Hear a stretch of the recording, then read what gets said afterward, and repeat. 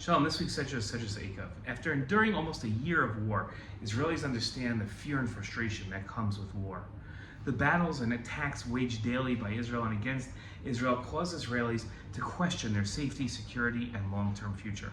Family and friends of soldiers worry about their relatives and friends serving in faraway places where they face life and death situations regularly. Israelis have sat for months worrying about the odds and statistics of war. Although there is little correlation between Israeli projections over the figures of war and the reality, their fears are real. In this week's Torah portion, we read about Israeli fears.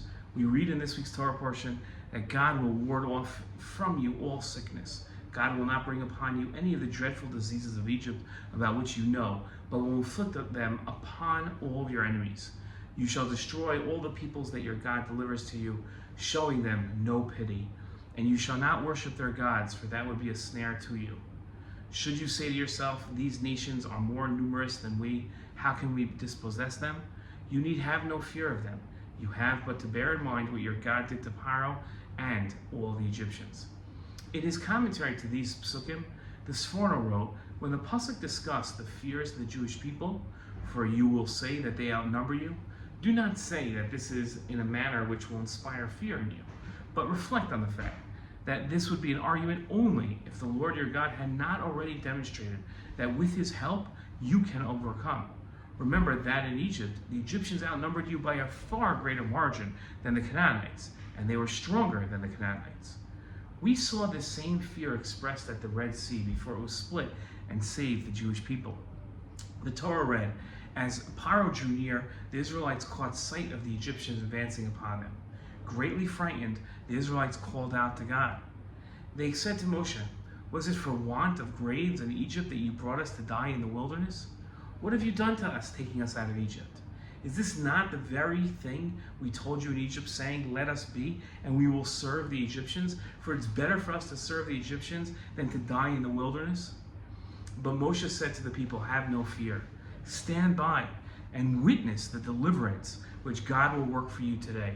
For the Egyptians whom you see today, you will never see again.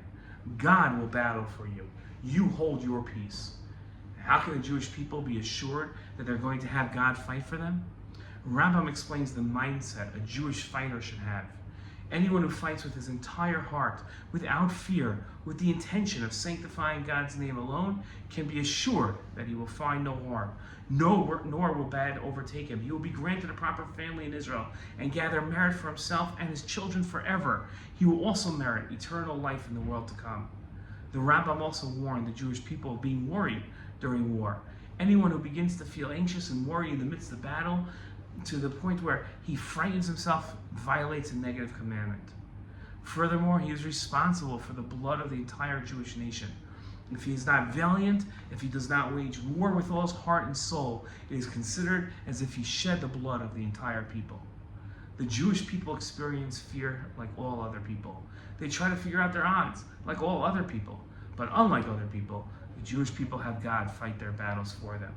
This unique factor should calm the Jewish people at all times of challenge. Shabbat Shalom.